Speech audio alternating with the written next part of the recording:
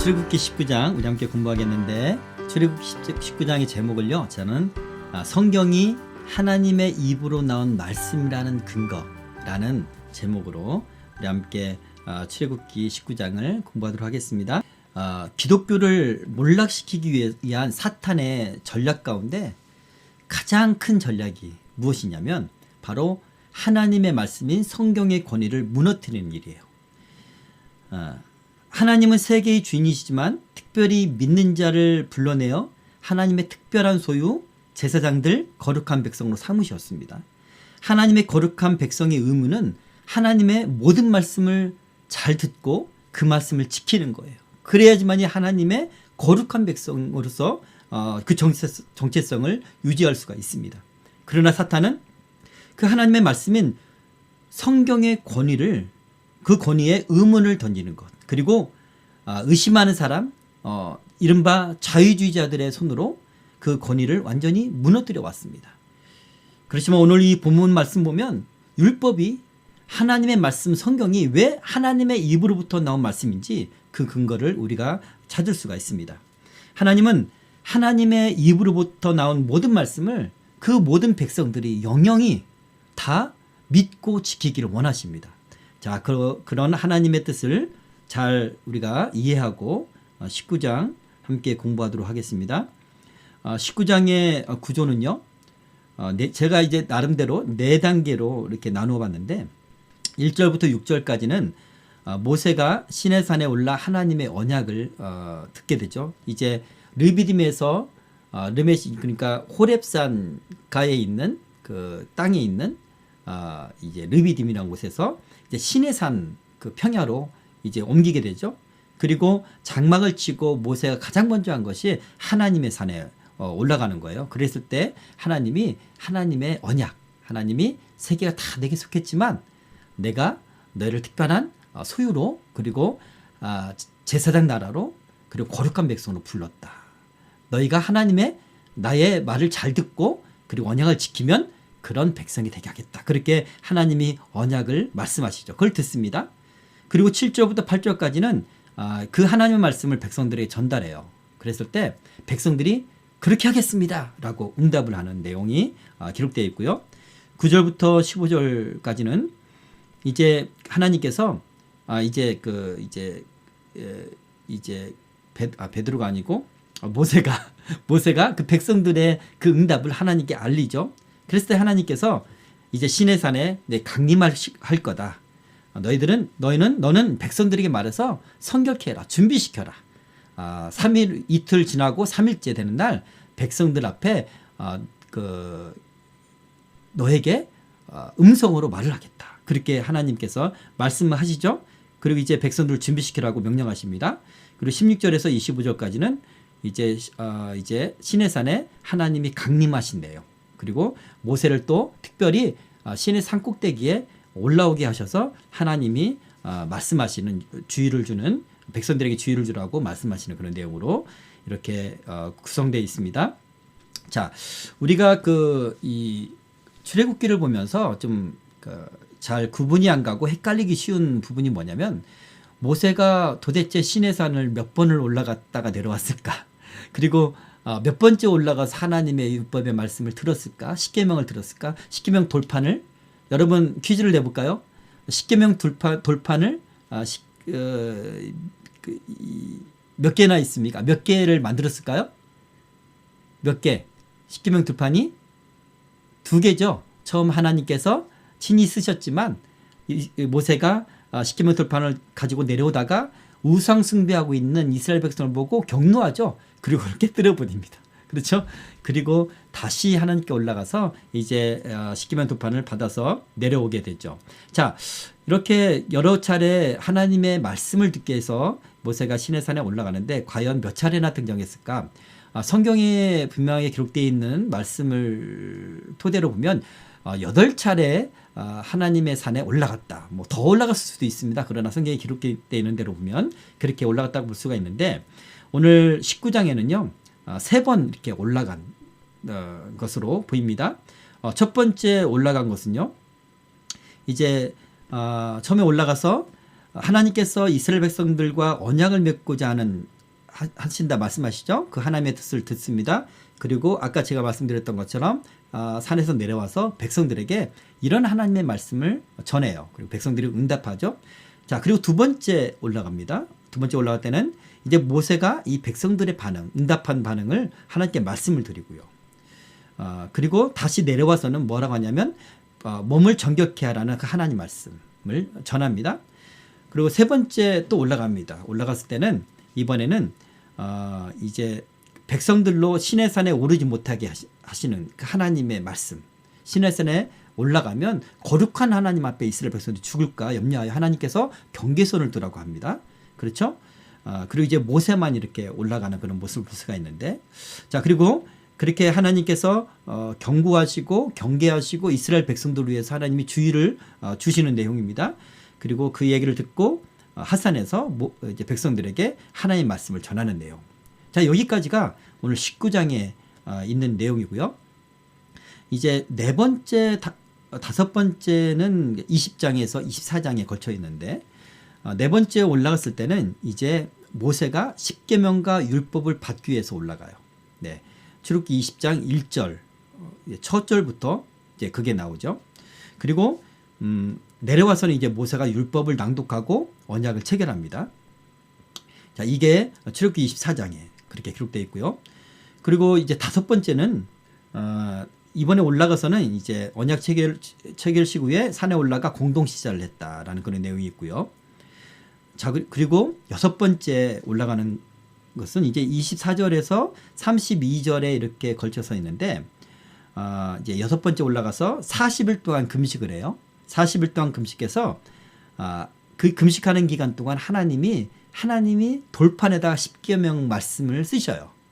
그렇게 새겨 주십니다. 40일 동안 금식 동안 그것을 받아서 내려오죠.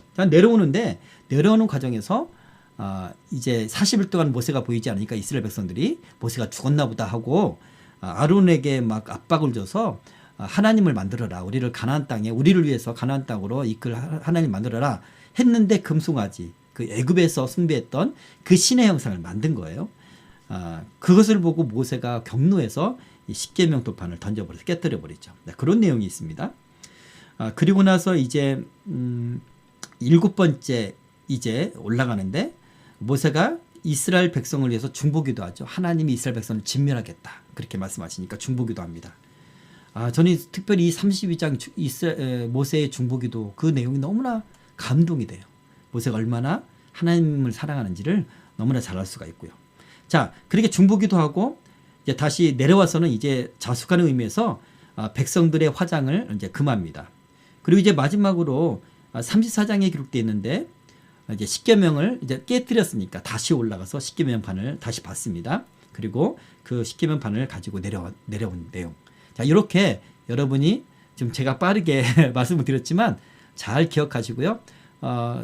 제가 이제 블로그나 또 이제 그 강의 노트를 올렸거든요. 그래서 그것을 보시고 잘 기억하시고 외웠으면 좋겠어요. 네.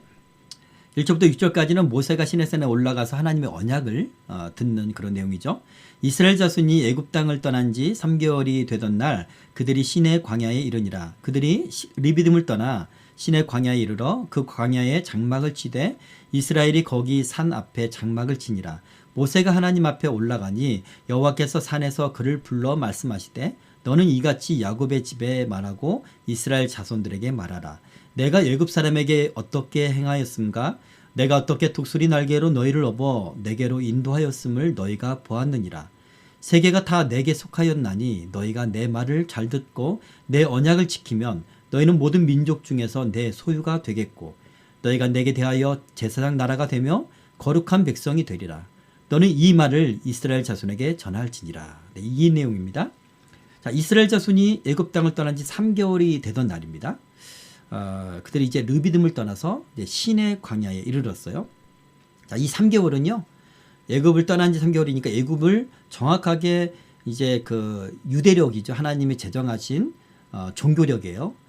아비벌 1월 15일 날에 이제 그 출발을 했잖아요. 1월 14일 날이 6월절이고 15일 날 출발을 해서 3개월이 되던 날이니까 꼬박 2달이 지나고 그 다음 날이에요. 예, 그렇게 이해하면 되겠습니다. 자, 그들이 르비딤을 떠나 시내 광야에 이르러 그 광야에 장막을 치되 이스라엘이 거기 산 앞에 장막을 치니. 자, 르비딤을 떠났습니다.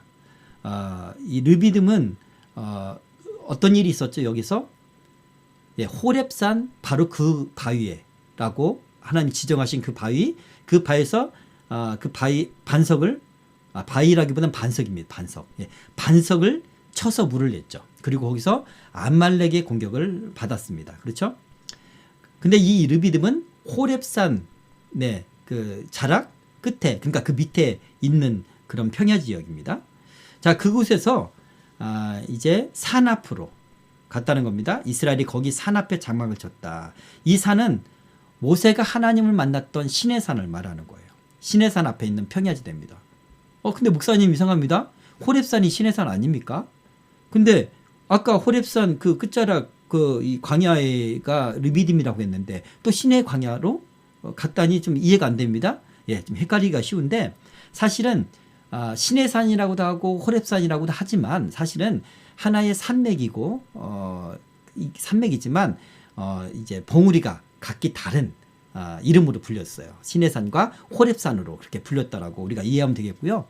호렙산은 좀 넓은 의미의 산입니다. 예를 들어서 우리가 태백산 하면 태백산맥 이렇게 생각을 하잖아요. 근데 태백산 하면 그 안에 또 다른 봉우리가 있잖아요. 그죠? 예를 들어서 좀 적절한 예화가 아닐 수도 있겠는데 설악산 같은 경우면 설악산 안에 무슨 봉우리가 있죠? 대청봉 맞죠? 예, 그런 봉우리가 있잖아요. 그죠? 그런 것처럼 이제 호렙산은 좀 큰 범위고 그리고 이제 시내산은 특정한 그런 봉우리가 있는 산이다. 이렇게 여러분이 이해를 했으면 좋겠습니다. 그렇게 주장하는 사람이 있고 봉우리가 각각 다르다라고 주장하는 그런 분들이 있어요. 자, 이 시내산이 어딜까 다시 한번 말씀드리면 시내산에 대한 위치에 대해서 전통적인 견해는요. 현재 이집트에 있는 시나이반도에 있는 시내산이라고 하는 그런 견해인데 AD 325년도에 이제 콘스탄틴 황제의 엄마인 퀸 헬리나가 꿈을 꿨어요. 네, 꿈을 꿨는데 그때 꿈을 꿨을 때 어느 지점이 그 하나님의 신의 산이다라고 얘기를 한 거예요. 예벨 무사라는 그 산이 이제 거기에 신의 산이 있다. 그 얘기를 듣고 이제 그곳을 거룩하게 모세가 하나님 만났던 그런 신의 산이다. 그렇게 지정된 거예요. 그 꿈을 통해서 한 여인의 꿈을 통해서 지정된 건데 여기는 아무런 어떤 유물이 없어요. 어떤 증거가 없어요. 그리고 그 시내산 밑에는 200만 명에 가까운 그 백성들이 장막을 칠 정도의 그 정도의 평야가 아니에요. 네. 그래서 많은 사람들이 의문을 품고 있었는데 전통적으로 그렇게 가톨릭에서 그렇게 말을 하고 했기 때문에 이제 이것이 무너지기가 쉽지 않은데 자, 그런데 바울은요. 갈라디아서 4장 25절에서 분명히 이렇게 말했습니다. 모세가 이제 그 하나님 만난 그 시내산이 아라비아에 있는 시내산이다. 예. 그곳에서 사실은 바울도 3년 동안 하나님을 만나고 하나님께 직접 계시를 받았다라고 그렇게 주장을 하죠. 그 아라비아 반도에 있는 그 시내산이에요. 자, 여기가 이제 그 호렙산 봉우리라고 말을 하고 시내산이에요. 시내산 이렇게 보면은 그 봉우리가 어떻습니까? 시커먼죠? 실제로 여기는 불에 그슬린 산 전체가 그 위쪽이 불에 그슬려져 있어요. 그리고 그것을 긁어내면 안은 멀쩡한 바위예요. 원래 바위나 흙이 그런 색깔이 아니라 불에 탄 흔적이라는 거예요. 예. 그리고 그 시내산 밑에 광활한 평야가 있어서 200만 명이 충분히 이제 장막을 칠 수 있는 그런 장소가 발견이 됐고요. 그리고 거기에 이 우상을 숭배했던 그 제단들 그 흔적도 발견이 됐고 그리고 이제 이 지역은 그 이방 지역이잖아요. 미디안 지역인데 이곳에서 그 바위의 암각화를 보면 그 이스라엘 백성들만이 이제 갖고 있는 뭡니까 그 금촛대. 네. 그 그림도 있고요. 그리고 이제 자신들이 송아지를 숭배했던 그 그림이 있는데 그 송아지 그림이요. 이 아라비아 반도에서 서식하는 기르는 그런 가축이 아니에요. 이집트에서 기르는 그런 소의 형상을 그린 거예요. 그 밖에 수많은 그런 유물들이 그곳에 남아 있어요. 다만 이곳이 이제 이슬람의 종주국인 사우디아라비아 땅에 있기 때문에 이것을 이제 증명해내지 못하고 있는 거예요. 몇 사람만이 가서 이렇게 사진 찍어 오고 그랬는데 어쨌든 자 요즘 학자들 가운데 또 목회자들 가운데 이곳이 신의 산이라고 확신하고 믿는 사람이 더 많아졌습니다. 많아지고 있습니다. 네. 7절 말씀 6절 예, 계속해서 말씀드릴게요. 자, 모세가 여호와 앞에 올라가니 예, 모세는 이제 출애굽 이전부터 이곳 신의 산에서 하나님을 섬기게 될 것이라고 그렇게 하나님 말씀하셨잖아요. 예, 출애굽기 3장 12절에 그래서 하나님 앞에 올라가는 겁니다. 장막을 치고 나서 곧장 하나님의 산으로 향했다. 얼마나 좋았을까. 저 같으면 정말 신날 것 같고 기대가 되고 두려운 마음도 있겠지만 경외하는 마음도 있겠지만 하나님을 만나게. 근데 여러분 이건 좀 달라요. 모세는 날마다 하나님의 음성을 들었습니다. 불기둥과 구름기둥으로 그 성령의 인도를 받았어요. 무슨 말을 할지 하나님이 그 입에 하나님께서 할 말을 가르쳐 준다고 말씀하셨어요. 그러니까 하나님께서 늘 음성을 들려주신 거예요. 그렇게 하나님의 성령으로 모세는 하나님의 인도함을 받았어요. 하나님과 교제했습니다. 하나님의 말씀을 듣고 그리고 이스라엘 백성들을 인도했어요. 반석에 물을 터뜨렸어요. 하나님의 말씀을 듣고요. 하나님의 말씀을 듣고 쓴물에 나무를 던졌어요. 그렇죠. 그랬던 모세였지만 지금은 더 특별해요. 자신이 처음에 하나님을 만났던 하나님이 실제로 불 가운데 임재하셨던 영으로 하나님이 임재하시지만 특별하게 다른 거예요. 자, 그런 어떤 특별한 마음으로 모세가 여호와 앞에 올라갔을 것이다. 그런 마음이 듭니다. 자, 내가 어떻게 독수리 날개로 너희를 업어 내게로 인도하였음을 너희가 보았느니라. 자, 여기서 독수리 날개는요, 강력함의 상징이죠.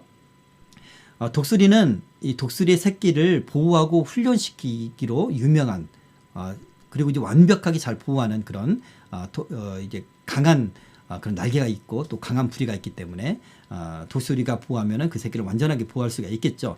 그런데 독수리는요, 그 새끼를 보호할 뿐만 아니라 그 새끼가 어떤 맹수가 되어서 이제 생존을 위해서 그 훈련시키기 위해서 어떻게 하는지 아십니까? 높은 곳에 데리고 올라가요. 그리고 떨어뜨려요. 그리고 땅에 막 떨어지기 직전에 다시 낚아채고 날개에 태워서 다시 올라가고 이렇게 훈련시키고 보호하고 훈련시키고 보호하고 이렇게 아주 강한 날개로 충분히 보호할 수 있는 그런 능력이 있기 때문에 그런 모습을 이제 우리가 보게 되는데 하나님께서 이스라엘 백성들을 이렇게 광야에서 인도하신다. 완전하게 보호하시고 상하지 않게 보호하시되 이스라엘 백성들을 연단시키시고 훈련하셨다라는 것을 우리가 잘 알 수가 있습니다.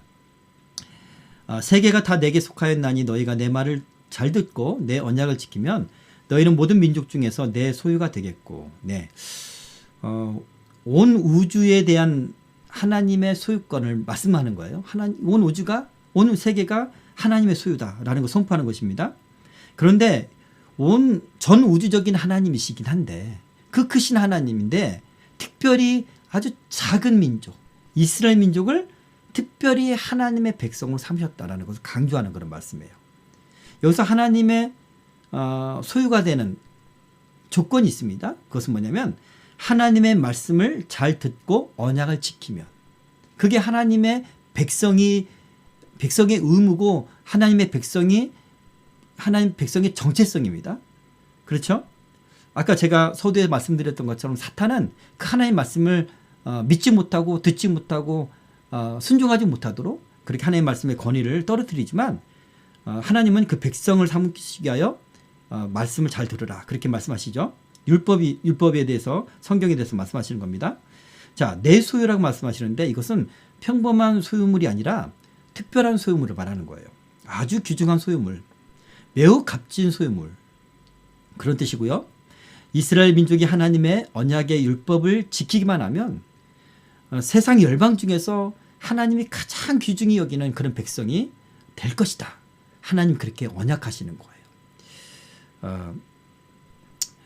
너희가 내게 대하여 제사장 나라가 되며 거룩한 백성이 되리라, 이렇게 말씀하시죠. 이 제사장 나라라는 것을 72역 성경은요, 왕 같은 제사장, 예, 그렇게 이제 번역을 했고요. 그리고 탈굽역에는 그 운켈로스의 탈굽역에는 왕과 제사장, 이렇게 번역을 했습니다. 이스라엘이 하나님 앞에서 모든 민족들을 구원으로 인도하는 중재 역할을 하는, 제사장은 그렇잖아요. 하나님 백성을 하나님께로 이끄는, 모든 민족을 구원으로 인도하는 중재 역할을 하는 그런 나라가 되게 할 것이다. 그리고 더불어서 그들을 통치하는 왕 같은 제사장이라고 했으니까 왕이자 제사장, 하나님께로 이끄시며 제사장의 역할, 통치하는 왕의 역할을 할 것이다 라는 그런 의미고요. 또 여기에는 더 이상 지금까지는 사탄에 노예였지만 이제는 왕 같은 권위를 지닌 자유인이다 라는 것을 하나님이 선포하시는 그런 내용입니다. 이스라엘의 실패 후에 이 언약은요, 오늘날 신약 성도들에게 확장이 됩니다. 예수 그리스도를 말미암아서 확장이 되는데, 베드로는 그렇게 말씀하시죠.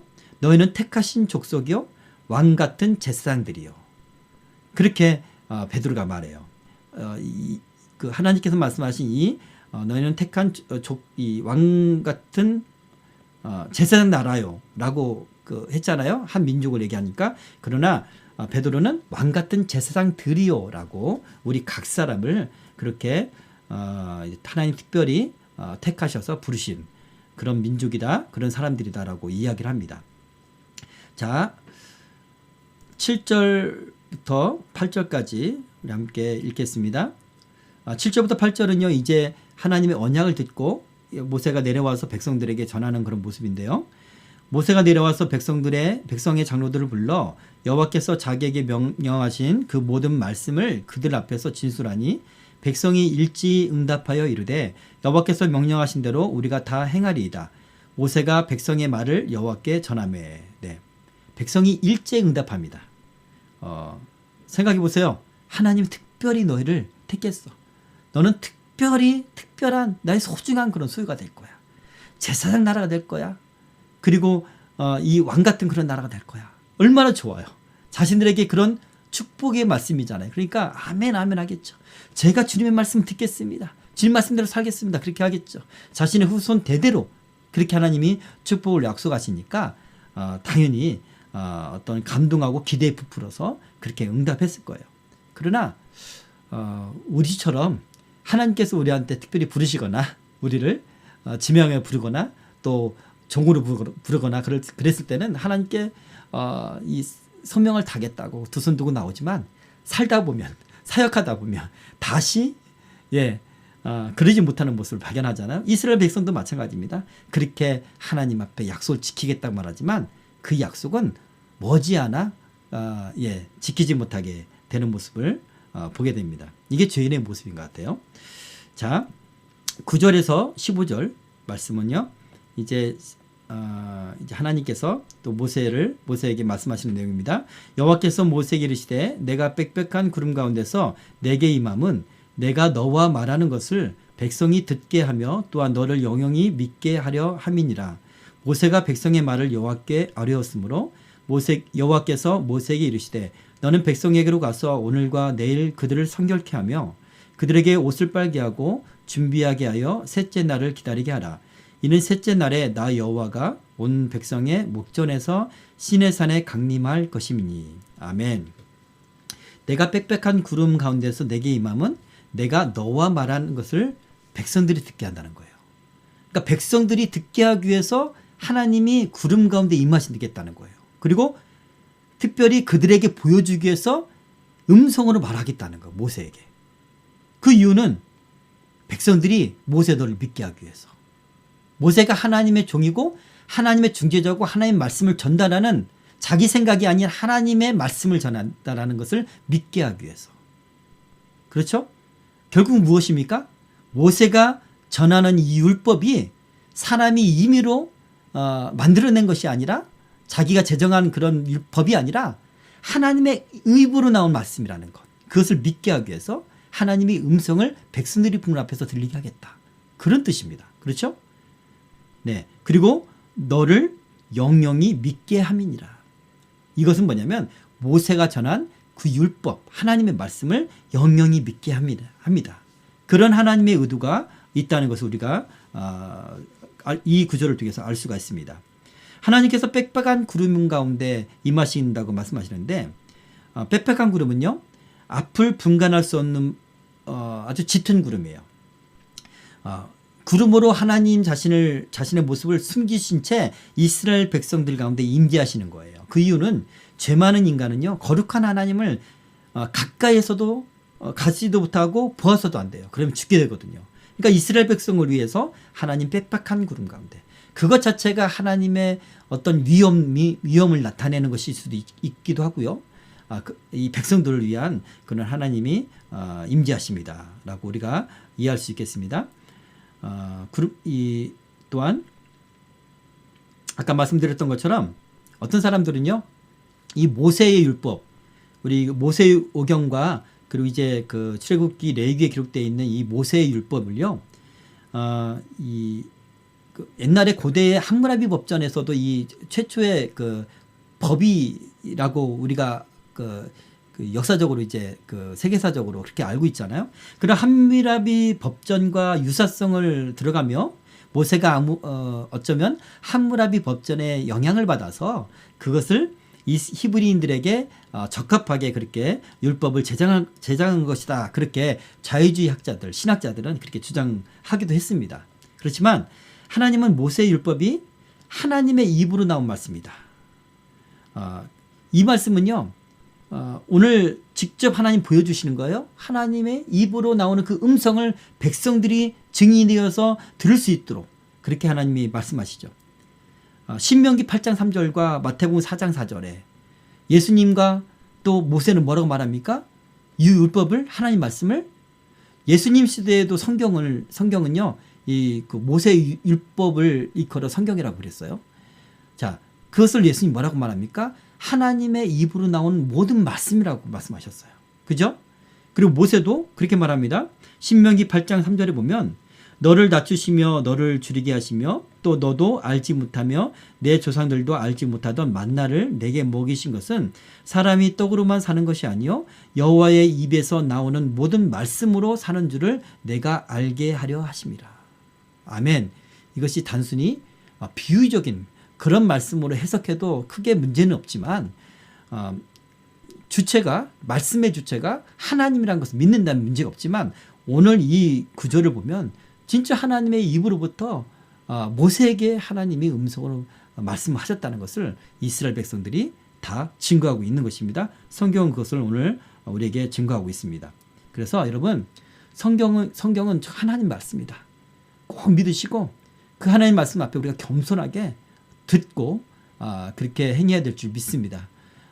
사탄이 원하는 것처럼 성경의 권위를, 신학교 가면은 성경을 이 어떤 그 성서학이나 뭐 이런 것을 통해서 많은 또 비평학을 통해서 성경을 의심하게 만들고 하는 것이 있거든요. 그것 가운데 여러분 꼭 믿음을 잃지 않기를 바랍니다. 자, 하나님께서 말씀하셨어요. 오늘과 내일 그들을 성결케 하여 그들에게 옷을 빨게 하고. 네. 여기서 성결케 하다라는 것은 이제 물로 몸을 씻어라, 그런 이야기입니다. 단순히 외형적인 성결만을 요구하시는 것이 아니라 그러면서 마음가짐도 갖추어야 된다, 그렇게 말을 해요. 그런 뜻입니다. 또 옷을 빨게 하라 이렇게 말씀하시죠. 단순히 이제 옷을 빠는 행위로서 외형적인 정결함만 뿐만 아니라 하나님께 나아가는 그런 마음의 자세, 그렇게 마음도 빨아라 라는 거 우리가 받아들였으면 좋겠습니다. 사실은 오늘날 이제 우리는 이미 예수 그리스도로 말미암아 거룩해요. 그래서 우리가 주일 예배에 갈 때 그렇게 옷을 빨거나 목욕을 하거나 이렇게 가지 않아도 돼요. 우리 마음을 찢어야 돼요. 너희는 옷을 찢지 말고 마음을 찢고, 이렇게 선지자가 말하잖아요. 우리 마음을 하나님 앞에 새롭게 해서 회개하는 마음으로 예배를 가는 거예요. 우리는 이미 예수 그리스도로 말미암아 거룩하게 되었어요. 법적으로. 그렇죠? 그렇다 할지라도 우리는 외형적으로 이런 것을 준비하는 그런 과정을 통해서 하나님 앞에 마음을 새롭게 하면서 가요. 여러분, 우상숭배자들은요, 특별히 무속인들은 산에서 귀신들한테 기도하고 제사하는데 그 앞서서 무엇을 하는 줄 아세요? 몸을 씻어요. 깨끗한 옷을 입고요. 그리고 정한 수를 떠놓고요. 그리고 그렇게 많이 빌어요. 그렇게 그들도 마음을 그 귀신한테 새롭게 하고 정성을 다해서 나간단 말이죠. 물론 그들은 그렇게 하지 않으면 귀신이 노할까봐 두려워서 그렇겠지만 우리는 하나님 앞에 겸손한 마음으로 마음을 준비한다는 그런 자세를 준비하는 마음으로 그렇게 우리가 갖추고 겸비하고 주님 앞에 나가면 더 은혜가 있을 것이다. 그런 것을 여러분에게 여러분과 나누고 싶습니다. 자, 12절 너는 백성을 위하여 주위의 경계를 정하고 이르기를 너희는 삼가 산에 오르거나 그 경계를 침범하지 말지니 산을 침범하는 자는 반드시 죽임을 당할 것이라. 그런 자에게는 손을 대지 말고 돌로 쳐 죽이거나 화살로 쏘아 죽여야 하리니 짐승이나 사람을 막론하고 살아남지 못하리라 하고 나팔을 길게 불거든 산 앞에 이를 것이니라 하라. 모세가 산에서 내려와 백성에게 이르러 백성을 성결하게 하니 그들이 자기 옷을 빨더라. 모세가 백성에게 이르되 준비하여 셋째 날을 기다리고 여인을 가까이 하지 말라 하니라. 네. 하나님이 산으로 백성들이 올라오지 못하도록 경계를 정하라고 말합니다. 경계를 침범하지 말지니 산을 침범하는 자는 반드시 죽임을 당할 것이다. 하나님이 그 백성을 죽이고자 나는 거룩하고 너희는 죄인이니까 오면 내가 죽여 이런 마음으로 하나님이 그렇게 하셨을까요? 그렇지 않습니다. 이거는 법이에요. 법. 하나님은 너무나 거룩하신 분이기 때문에 죄가 조금이라도 있으면은요 더러워져요 우리가. 여러분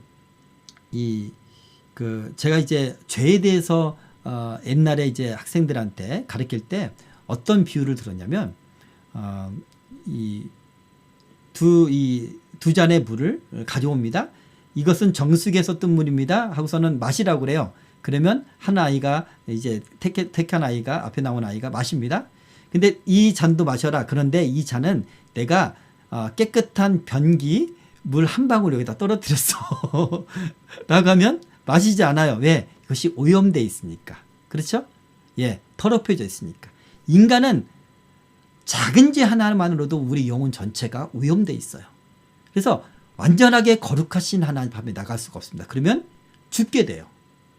죽게 되어 있습니다. 그런 법이 있기 때문에 그런 진리가 있기 때문에 하나님이 백성을 보호하시고자 경계를 두시는 거예요. 경계를. 네.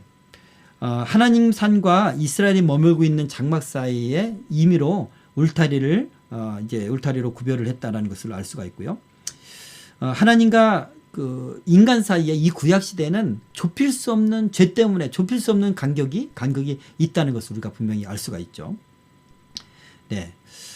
죄인된 인간이 거룩하신 하나님의 영역에 함부로 침범하는 것은 하나님과 인간을 동일시하는 불경건한 행위이기도 하고요. 동시에 하나님의 거룩함을 침해하는 행위입니다. 네, 그러므로 그래서 죽게 된다는 거죠. 그런 자에게는 손을 대지 말고 돌로 쳐 죽이거나 화살로 쏘아 죽여야 하리니. 왜 죽이라고 할까요? 이 하나님 앞에서 부정한 사람은요, 부정한 것으로 판명난 사람은요, 그 사람을 접촉하는 것만으로도 다른 사람도 부정하게 돼요. 그렇기 때문에 그 사람을 이제 처형하는데 이 사람이 지인이 안 들어와서 공동체를 오염시킬 수 있잖아요. 그죠? 그래서 그 사람의 부정함이 전달되지 아니하도록 돌을 던지거나 화살로 쏘아 죽여라. 그렇게 하나님이 명하십니다. 자, 이 성결케 되는 기간 동안에는 여인을 가까이 하지 말라 이렇게 말합니다. 남녀가 잠자리를 함께 해서 설정하는 것을 정결 의식상으로는 부정한 행위다 그렇게 간주를 하거든요. 그것을 이제 정결케 하는 그런 어떤 의식이 있는데 그것은 뭐냐면 몸을 깨끗이 씻으면 돼요. 그러므로 몸을 깨끗이 하고 하나님 앞에 제사로 나갈 수 있었어요. 구약 시대는 그렇습니다. 지금은 그렇지 않아요. 지금은 그렇지 않지만 구약 시대는 지금 우리가 예수 그리스도로 말미암아 완전히 정결케 됐기 때문에 그러지 않아도 돼요. 그러나 구약 시대는 작은 부정함조차도 하나님께 나아갈 때는 그렇게 싣고 나가야 된다는 거예요. 네. 자, 그리고 그 하나님으로부터 율법을 수여받기 위해서 스스로 성결케 했던 이 기간 동안 부부 사이에도 동침을 삼가했다는 것을 알 수가 있습니다. 이 말씀은 인간이 추구하는 그 어떤 즐거움, 비록 그것이 본능적이고 원초적인 것일지라도 그렇다 할지라도 절제하고 오직 하나님만 의식하는 그런 기간이라는 거예요. 성결케 하는 기간은. 신약 시대에도요, 바울은 그렇게 얘기를 합니다. 고린도 교회에게 서로 분방하지 말라. 다만 기도할 틈을 얻기 위하여 합의상 얼마 동안은 하되 다시 합하라. 이는 너희가 절제함으로 말미암아 사탄이 너희를 시험하지 못하게 하려 함이라. 네, 기도하는 시간. 그렇게 특별히 성결이란 기간을 잡아서 특별히 거룩하게 구별된 그런 기간에는 분방을 할 수 있지만 분방하지 말라는 것에 여긴 초점이 있습니다. 어쨌든 그런 기간이 필요하다라는 것을 우리가 이해할 수 있겠습니다. 자, 16절부터 25절은 이제 시내산에 하나님이 강림하시는 내용이고요. 셋째 날 아침에 우레와 번개와 빽빽한 구름이 산 위에 있고 나팔 소리가 매우 크게 들리니 진중에 있는 모든 백성이 다 떨더라. 모세가 하나님을 맞으려고 백성을 거느리고 진에서 나오매 그들이 산 기슭에 서 있는데 시내산의 연기가 자욱하니 여호와께서 불 가운데서 거기 강림하심이라. 그 연기가 옹기가마 연기같이 떠오르고 온 산이 크게 진동하며 나팔 소리가 점점 커질 때 모세가 말한즉 하나님이 음성으로 대답하시더라. 네, 이 장면이에요. 모세가 말하니까 하나님이 음성으로 대답하셨다. 그 은혜와 그 영광이 얼마나 대단할까. 예. 우리는 그것을 사모합니다. 지금도 하나님은 우리에게 음성으로 말씀하셔요. 영적인 영의 음성으로 말씀하시기도 하지만 그래서 우리가 듣기도 하고 또는 깨닫게 돼요. 하나님이 말씀하신 것을 깨달음으로 듣기도 하지만 실제로 귀로 듣는 경우도 있어요. 자, 그것이 전혀 불가능한 일이 아니다 라는 것을 우리가 이 구약의 이 사건만 봐도 잘 알 수가 있습니다. 자, 여기서 이 나팔 소리는요, 하나님의 강림을 예고하는 신호예요. 뇌성이 치고 땅이 진동하는 가운데 거룩하고 어미하신 주님의 강림을 알리는 나팔 소리예요. 이 나팔 소리를 듣는 순간 이스라엘 백성들이 두려움을 가지고 크게 떤 것은 아주 당연할 거예요. 막 천둥이 치고요. 그리고 땅이 막 진동하고. 근데 거기서 이 나팔 소리가 우리 트럼펫이 아니고요. 양강나팔처럼 길게 부는 나팔이 있잖아요. 온 땅을 진동하는 나팔. 그런 나팔이 울릴 때 생각해 보세요. 천둥 치는 것, 땅이 진동하는 것, 이거는 경험했을 거예요. 그죠? 뭐 지진도 경험했을 수 있으니까. 하나님 임재하시면 그런 것이 있어서 그것도 하나님의 위험을 느낄 수 있지만 이스라엘 백성들 입장에서는 나팔 소리는 처음 들었을 거예요. 너무나 큰 나팔 소리가 들리는데 두려웠을 겁니다. 그렇죠? 그것을 충분히 우리가 상상할 수 있습니다. 이렇게 이스라엘 백성들은 하나님 앞에 나가는 것이 두려웠습니다. 그렇지만 오늘날에는 예수님의 십자가로 말미암아서 십자가에서 예수님이 죽으실 때 성전에서 휘장이 위에서 아래로 갈라져서 찢어지죠. 그죠? 그래서 예수님의 죽음을, 그 희생을 믿는 자마다 하나님 앞에 담대하게 나갈 수 있는 거예요. 히브리서 10장 19절에서 20절에 그렇게 말씀합니다. 그러므로 형제들아, 우리가 예수의 피를 힘입어 성소에 들어갈 담력을 얻었나니 그 길은 우리를 위하여 휘장 가운데로 열어놓으신 새로운 살 길이요 휘장은 곧 그의 육체니라. 네, 예수님의 원래 지성소와 성소, 사람이 갈 수 있는 곳은 성소뿐이에요. 지성소는 1년에 한 차례 대제사장만 하나님이 허락하실 때만 왔습니다. 7월 10일 날. 그런데 그 가운데는 휘장이 이렇게 가려져 있어요. 하나님이 거룩하신 분이니까. 근데 그것이 예수님이 운명하실 때 찢어졌다는 겁니다. 히브리서 기자는 그 휘장은 예수의 육체다. 예수님이 찢으심으로 말미암아 하나님과 우리 사이의 거리가 구약 성도들은 이렇게 멀었고 갈 수도 없었고 가까이 가면 죽을 수밖에 없는 그런 거리였는데 제사 드릴 때도 그렇게 하나님 앞에 나갈 수가 없었는데 이제는 우리가 예수님이 찢으셨기 때문에 우리가 담대히 나갈 수 있다. 그런 말씀이에요. 그죠? 자, 여기서 이 나팔 소리는요, 천사가 부르는 나팔 소리입니다. 요한계시록에도 8장과 9장에 보면 천사의 나팔 소리를 우리가 볼 수가 있습니다.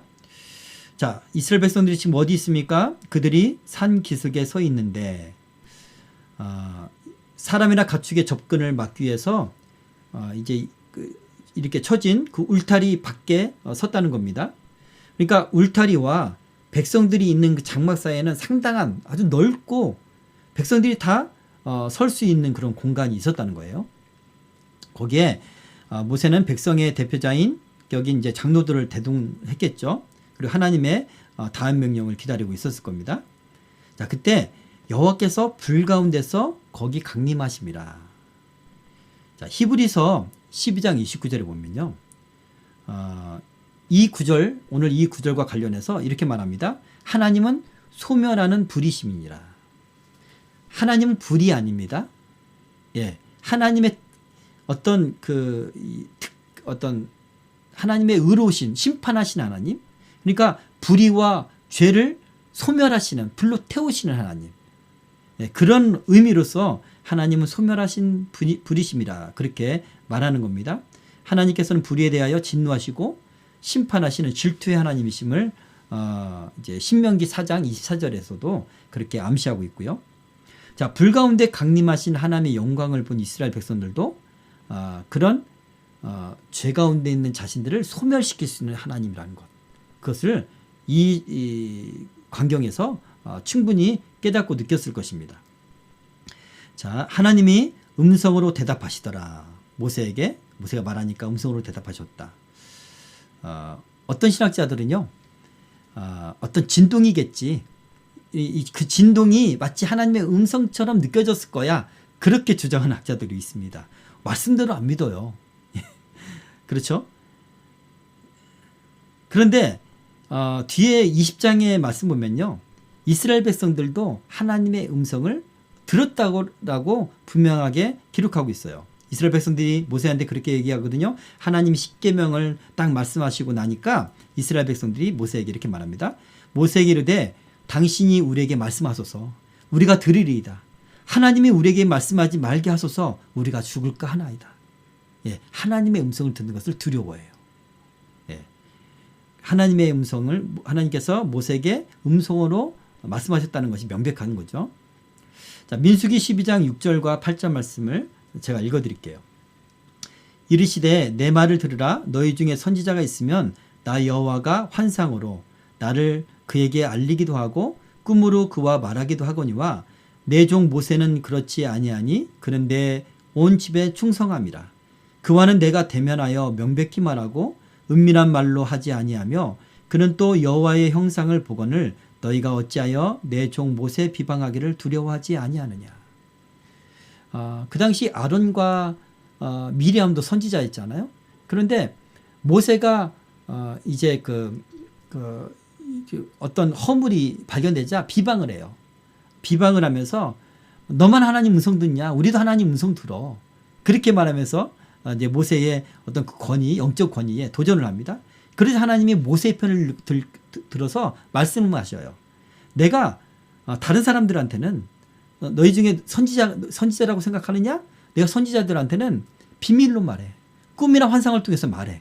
그러나 내 종 모세는 온전히 내 집에 충성했어. 그에게는 내가 음성으로 말해. 내가 명백히 말해. 달라 너희와. 그렇다는 겁니다. 여러분, 우리가 하나님을 얼마나 사랑하느냐? 내가 하나님의 집을 위하여 얼마나 충성하느냐? 하나님의 교회를 얼마나 사랑하고 하나님의 교회를 위해서 얼마나 충성하느냐? 그것을 보시고 하나님이 이렇게 다르게 하나님이 만나시는 겁니다. 저는 이 모세의 리더십 뿐만 아니라 하나님과 모세와의 관계, 이것이 너무나 부러워요. 하나님 앞에 명백하게 하나님 말씀하셨다. 어떤 해석이 필요 없는 거예요. 어떤 성령으로 해석을 꿈이나 환상도 해석을 하긴 하지만 그런 과정이 필요 없는 거예요. 명백하게 음성으로 말씀하셨다. 여러분, 그런 저와 여러분이 되길 원하고요. 오늘날에도 주님을 사랑하는 많은 백성들, 많은 주의 종들, 그리고 선지자와 같은 기도자들이 하나님의 음성을 명백하게 들어요. 그것을 꼭 믿고 여러분도 사모하는 그런 사람이 되길 바랍니다. 자, 마지막 말씀 읽어드리고 마치겠습니다. 여호와께서 시내 산 곧 그 산 꼭대기에 강림하시고 모세를 그리로 부르시니 모세가 올라가매 여호와께서 모세에게 이르시되 내려가서 백성을 경고하라. 백성이 밀고 들어와 나 여호와에게로 와서 보려고 하다가 많이 죽을까 하노라. 또 여호와에게 가까이 하는 제사장들에게 그 몸을 성결히 하게 하라. 나 여호와가 그를 칠까 하노라. 모세가 여호와께 이르되 주께서 우리에게 명령하여 이르시기를 산 주위에 경계를 세워 산을 거룩하게 하라 하셨사온즉 백성이 시내산에 오르지 못하리이다. 여호와께서 그에게 이르시되 가라. 너는 내려가서 아론과 함께 올라오고 제사장들과 백성에게는 경계를 넘어 나 여호와께로 올라오지 못하게 하라. 내가 그들을 칠까 하노라. 모세가 백성에게 내려가서 그들에게 알리리라. 아멘. 여러분, 블레셋 땅에서 그 베세메스로 이스라엘 땅으로 왔던 그 하나님의 언약궤, 그 법궤를 이제 들여다보다가 그 베세메스 사람들이 많이 죽임을 당했던 걸 기억을 하죠. 그런 것처럼 하나님 앞에 호기심으로 다가가다가 죄인이 죽임을 당할까 하나님은 염려가 되는 거예요. 모세가 말하죠. 울타리를 쳤으니까 올라올 일이 없습니다. 그래도 하나님은 경계하라는 거예요. 그래도 경계하라는 거예요. 그렇게 강조하시는 이유는 하나님의 백성을 너무 사랑하셔서 죄인된 백성이 죽을까 봐 하나님이 그렇게 하신다. 그 하나님의 마음을 우리가 느꼈으면 좋겠습니다. 이제 말씀을 요약하도록 하겠습니다. 오늘 이 본문 말씀을 통해서요, 우리는 하나님의 말씀의 권위, 그리고 하나님과 구약 성도들의 사이, 그리고 하나님과 오늘날 신약 성도들의 이 사이의 이 관계성에 대해서 잘 알 수가 있습니다. 구약 성도들은 하나님에 가지 못했어요. 거룩하게 씻어도 그 울타리를 넘어가지 못했습니다. 그 휘장 안으로 들어가지 못했습니다. 그러나 예수님이 몸이 찢김으로 말미암아 우리가 하나님 앞에 직접 기도하고, 옛날에는 제사장을 통해서 나아갔잖아요. 그러나 지금은 직접 기도해요. 직접 하나님 앞에 나아가고 하나님을 만나고 하나님의 음성을 듣습니다. 그런 시대가 되었어요. 바로 예수님의 은혜로 하나님과 우리 사이에 중간에 막힌 담이 무너지고 허물어지고 화평케 되었다. 에베소서는 그렇게 말씀하고 있습니다. 자, 첫 번째, 하나님께서 이스라엘을 세계 만국에서 특별한 하나님의 소유, 제사장 나라, 거룩한 백성으로 삼으셨습니다.